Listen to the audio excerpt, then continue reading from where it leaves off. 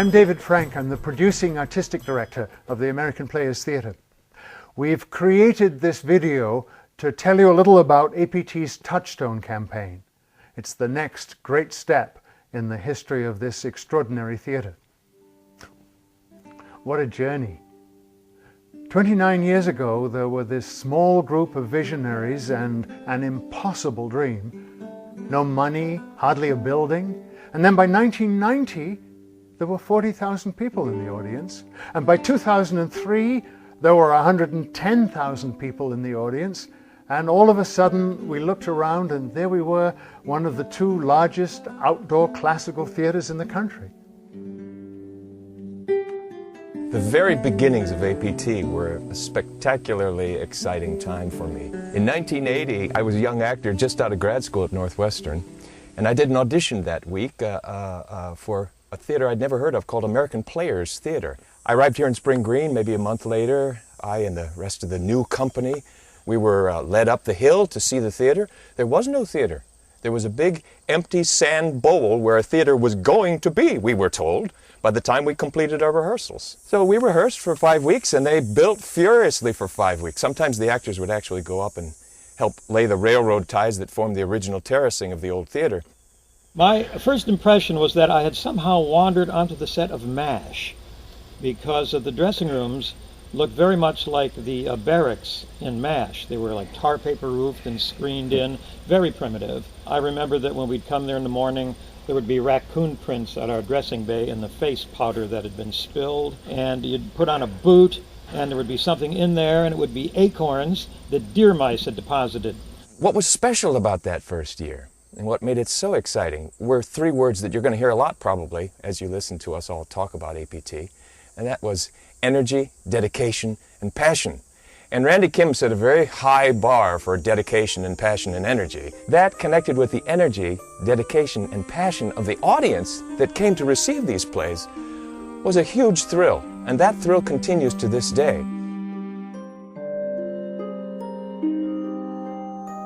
We have come so far, and every success that we've had, and every success we hope to have in the future, stems directly from our determination to grow artistically.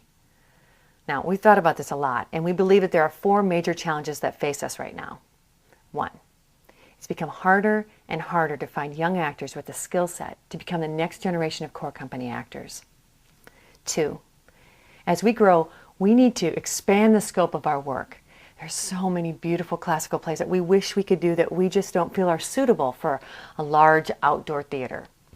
Three, we need more rehearsal space for our plays and to support the educational programming that's continually growing.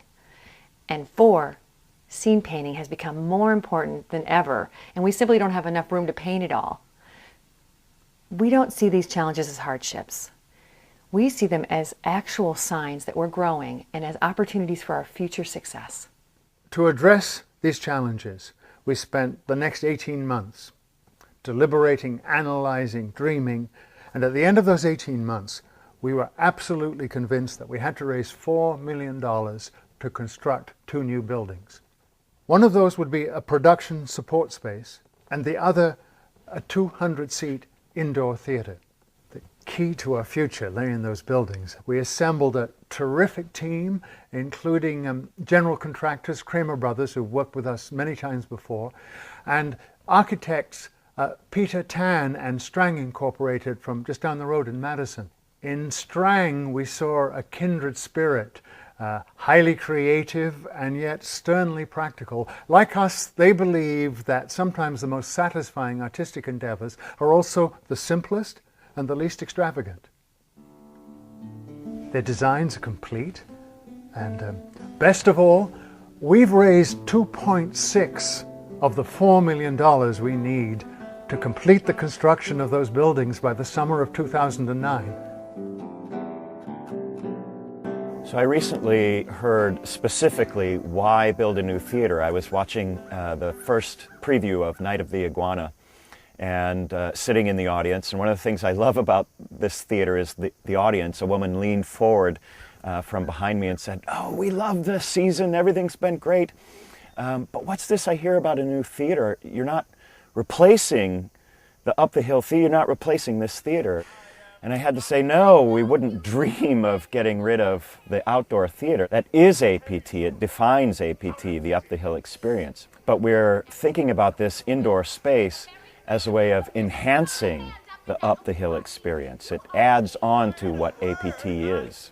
I like to liken it to adding a child to a family. First of all, you would never ever dream of trading one of your children for a new child. We don't ever want to get rid of the old space. It is APT. We wouldn't want to change it for the world. But when you add a child to a family, generally it enriches your family and makes it a more wonderful family. And we're just trying to enrich your experience and our experience, frankly, of what APT is and can be. Oh, His Excellence did earn it ere he had it. Now imagine these actors in an intimate 200-seat space. For example, here's Jim DeVita with some lines from Macbeth. He's here in double trust. First as I am his kinsman and his subject strong, both against the deed, then as his host, who should against his murderer shut the door, not bear the knife myself. Besides, this Duncan hath borne his faculties so meek, hath been so clear in his great office, that his virtues will plead like angels trumpet-tongued against the deep damnation of his taking off. I have no spur to prick the sides of my intent, but only vaulting ambition, which all leaps itself and falls on the other side. Wow, to experience that in an intimate theater setting, that is a great reason to build this new theater space, all in itself. Here's another reason. The future of our core company. We have this extraordinary group of artists who have dedicated themselves to American Players Theater, and we need an outlet for their ever-broadening creative energies. They want to write, they want to direct, they want to teach. And this new theater is an amazing opportunity for them and for us.